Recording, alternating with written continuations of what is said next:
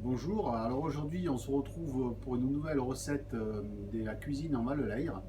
Donc aujourd'hui on va faire un petit peu les choses différemment. Je vais vous proposer plusieurs recettes. Alors plutôt que de faire ça dans son coin tout seul, je vais faire appel à deux autres professionnels qui vont vous présenter une recette d'une entrée, un plat et un dessert. Et donc comme ça je vais aller les retrouver chez eux puisqu'ils sont confinés, ils ne peuvent pas venir ici. Et on va vous proposer justement ces trois recettes. Donc tout est prêt pour moi. Donc là je pars direction Lugos. On va retrouver Laurence. Donc Laurence, c'est la table de Louise qui va nous proposer son entrée. Allez, c'est parti. Bonjour Laurence. Bonjour Cyril. Merci de nous accueillir chez toi. Merci à toi. Hein, donc on va faire aujourd'hui une petite recette. Oui. Hein, donc c'est sympa d'avoir répondu à mon offre pour trouver une petite occupation de recettes d'entrée pour tous les gens qui restent à la maison. Donc avant de commencer, explique-moi un petit peu, la table de Louise, c'est quoi, c'est où? Donc la table de Louise est un hôtel-restaurant qu'on a repris il y a une petite année maintenant, où l'on sert une cuisine traditionnelle principalement, une cuisine simple, goûteuse avec des produits frais. Et puis quelquefois on met quelques plats du voyage comme ce plat qu'on va peut-être découvrir aujourd'hui ensemble. Voilà. Très bien. Oui, mais alors, mais toi, c'est Laurence. Et pourquoi la table de Louise? Alors Louise habitait cette maison. Voilà, donc on est dans la maison de Louise.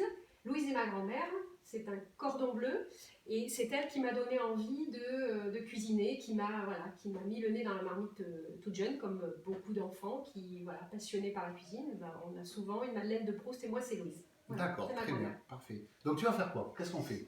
Alors, je propose une recette un peu du voyage puisque c'est une recette polynésienne qui peut se manger en entrée ou en apéritif.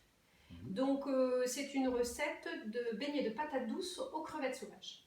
Parfait, voilà, avec un peu de lait de coco, des épices, ça va nous inviter au voyage et puis ça va nous aider à déconfiner.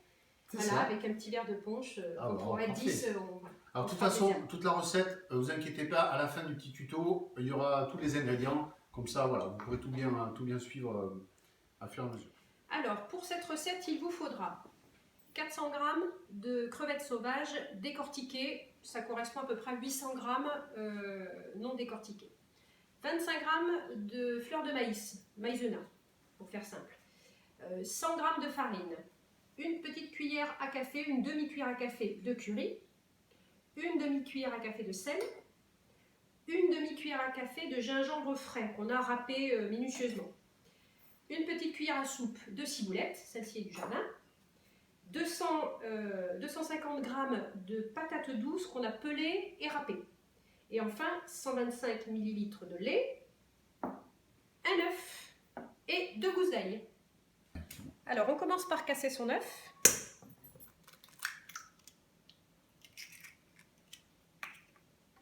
On va le battre un petit peu pour le détendre.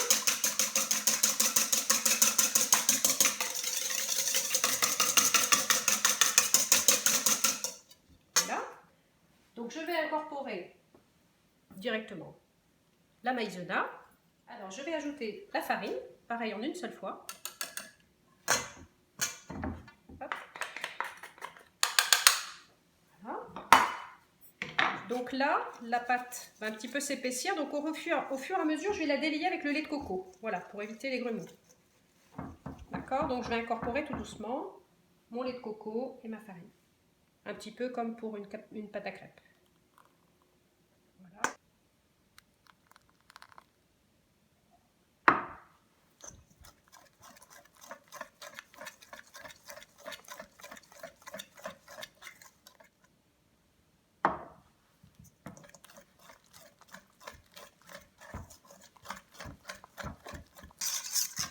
Alors, votre pâte doit être homogène, sans grumeaux, légèrement filante, voilà, pas trop liquide. Alors, nous allons assaisonner cette pâte, qui est là pour l'instant neutre, avec une demi-cuillère à café de curry, une demi-cuillère à café de sel, j'ajoute une demi-cuillère à café de gingembre frais râpé, qui peut être remplacé par du gingembre en poudre dans les mêmes quantités. Je mets 2 gousses d'ail que je vais hacher directement comme ça, voilà, au plus simple. Alors, pour le piquant, il y a deux solutions. Soit vous prenez directement un curry un petit peu fort, soit vous mettez un petit peu de piment que vous rajoutez ou du poivre si vous préférez. Là, le curry est un petit peu fort, donc je ne rajoute rien de plus pour ce piquant.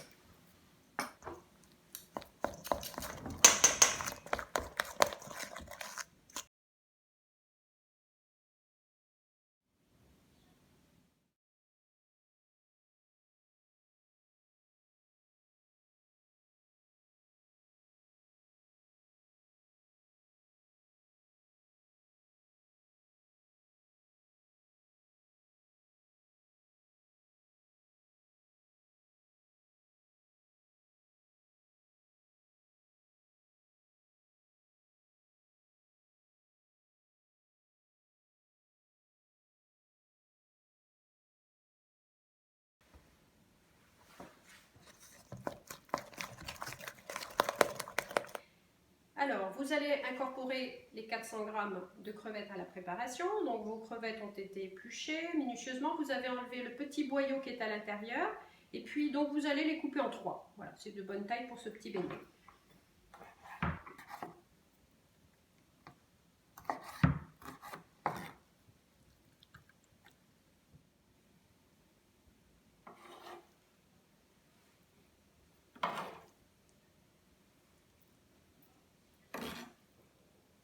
Alors, on mélange pour bien enrober les crevettes. Et enfin, on termine par la patate douce qui est finement râpée. Et on va, pareil, procéder au mélange pour bien enrober la patate douce, la crevette. Voilà. On essaye de bien mélanger, bien avec soin pour qu'il y ait vraiment la pâte. Voilà, donc la préparation est terminée. On va passer à la cuisson. Donc comme vous avez vu, hein, c'est assez simple, hein, pas de gestes techniques. Donc maintenant, nous allons faire frire ces petits beignets. Donc voilà, j'ai préparé un petit bain de friture assez chaud, 170, 180. Et donc je vais prélever un petit peu de cette préparation que je vais... Voilà, donc on prépare une cuillère. Voilà, et on prélève un peu de préparation pour mettre un petit peu de crevettes, un petit peu de patates douces dedans. Voilà, l'équivalent d'une cuillère à soupe.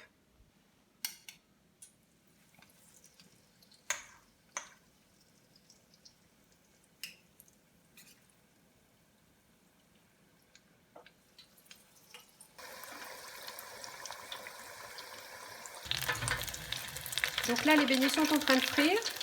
Donc il faut que l'huile ne soit pas trop chaude parce que sinon la patate douce, vous voyez, les petits picots de patate douce, ils vont brûler et l'intérieur de la crevette ne sera pas cuite ni la pâte en elle-même. Hein. Donc voilà, donc on laisse frire tout doucement. Voilà, les petits beignets sont frits, légèrement dorés, pas trop, pour pas que ce soit trop amer. Voilà, vous les disposez sur une petite assiette si vous voulez faire une jolie petite entrée. Et puis vous pouvez les accommoder d'une sauce aigre douce qu'on trouve dans les épiceries asiatiques si vous voulez, mais moi je les aime bien nature, ils sont très bons comme ça. Bon, et bien nous on est prêts pour l'apéritif. Merci Céline pour cette proposition. À ta santé, et puis on va goûter ces petits beignets. On va goûter ça. Bon appétit à tous. Je suis arrivé à Belin-Velier où François nous attend pour la suite de notre repas au restaurant L'Atelier de Chocho. Bonjour à tous. Alors, bonjour François. Bonjour. Merci de m'accueillir dans ton établissement. Tout à fait. Donc, juste en 2-3 petits mots pour les gens qui ne te connaissent pas. Donc, l'Atelier de Chocho, c'est où, c'est quoi? C'est où? C'est à Belin-Velier déjà. C'est à Belin-Velier. Voilà. Et c'est quoi? C'est un restaurant. Donc, Une cuisine à la fois traditionnelle et une cuisine à la fois asiatique, portée sur le monde. Voilà. Parfait. Donc, qu'est-ce que tu vas nous préparer là Ben aujourd'hui, je voulais faire un petit wok de poulet, mais je n'avais pas de poulet, alors j'ai pris des aiguilles de canard et on va faire un petit wok de canard. Ben, parfait. Allez, voilà. On est parti? On est parti. Alors, pour le petit wok de canard, un peu de piment, pas beaucoup, des graines de fenouil, de l'ail, des petits oignons rouges et nouveaux, un peu de cébette, du gingembre, des petites carottes, des petites courgettes coupées finement, un peu de pak choy et le petit canard. Alors pour le petit wok, un wok, un feu le plus fort possible, un petit peu d'huile, un petit peu d'huile de sésame, voilà. Et après, une fois que c'est bien chaud, on met le piment, pas trop quand même, quelques graines de fenouil, graines de coriandre si vous avez. Mettez les oignons blancs, les oignons rouges, les petites carottes. Après vous mettez la courgette, le pak choy. Voilà. Voilà. Et après,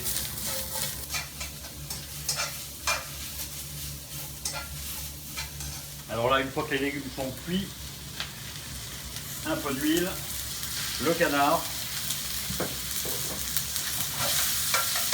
voilà,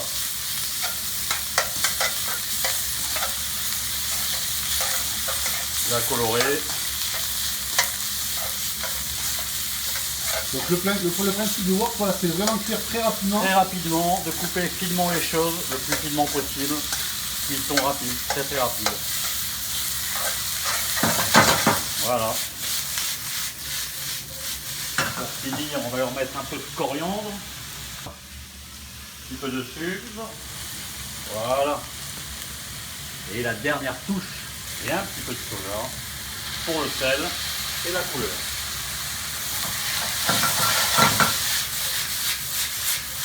Voilà. Et là, c'est parfait. Voilà.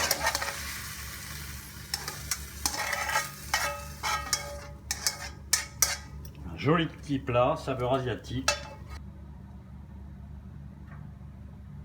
Donc François, ça y est, prêt à servir. C'est fini. Le wok de canard est prêt. Le wok de canard est prêt, on peut déguster. On peut le déguster. Et n'oubliez pas, coupez finement. Merci François, à une prochaine fois. À Au revoir. bientôt.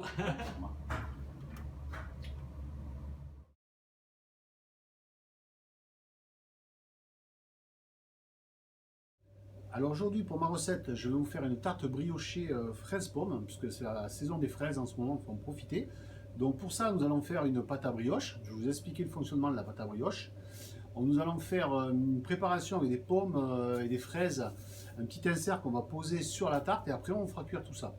Alors pour faire votre pâte à brioche, vous allez voir, c'est vraiment pas compliqué, mais il vous faut quand même un ustensile, c'est un petit batteur, parce que sinon à la main on peut le faire également, mais c'est quand même un petit peu plus sportif.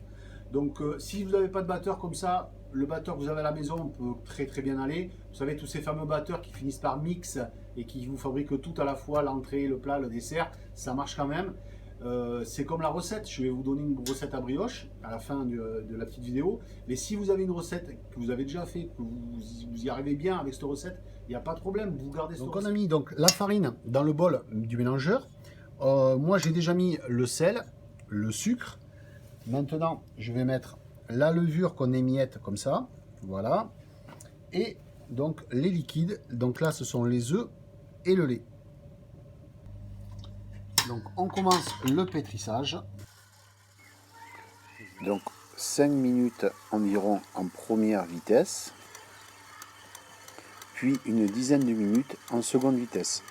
La pâte doit bien se décoller de la cuve.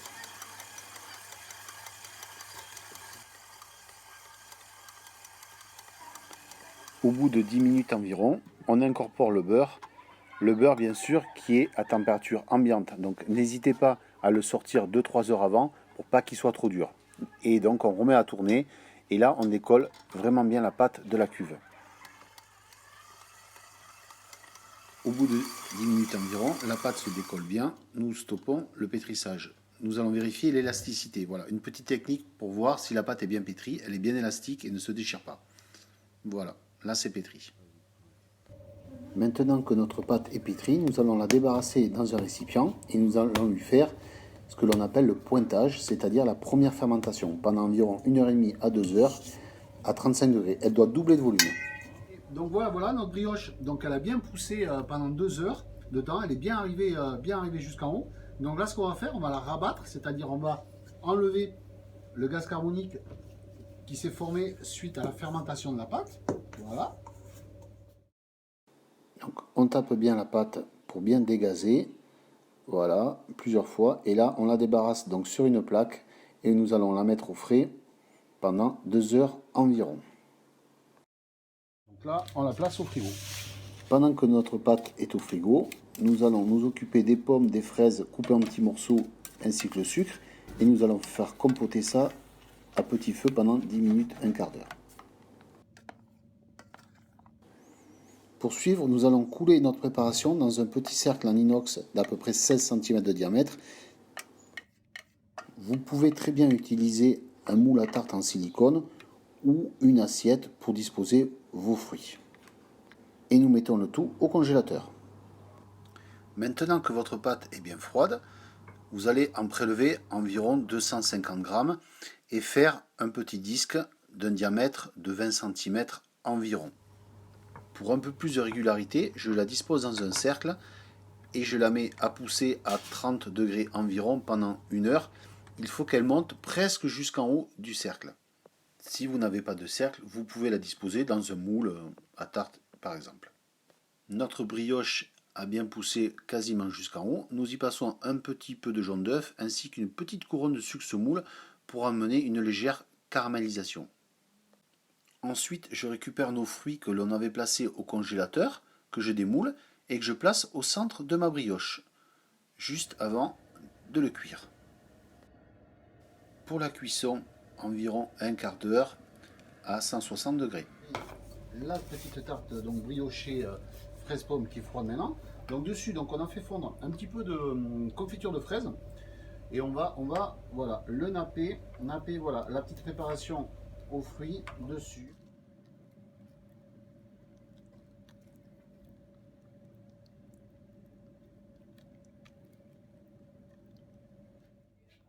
Je dispose un petit peu de sucre glace sur le pourtour pour la décoration.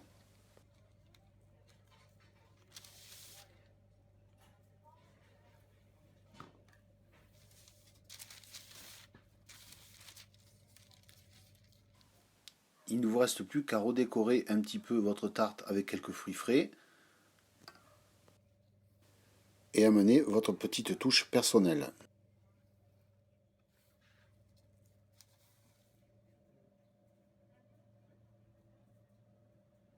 Donc voilà, notre petite tarte briochée fraise pomme est terminée.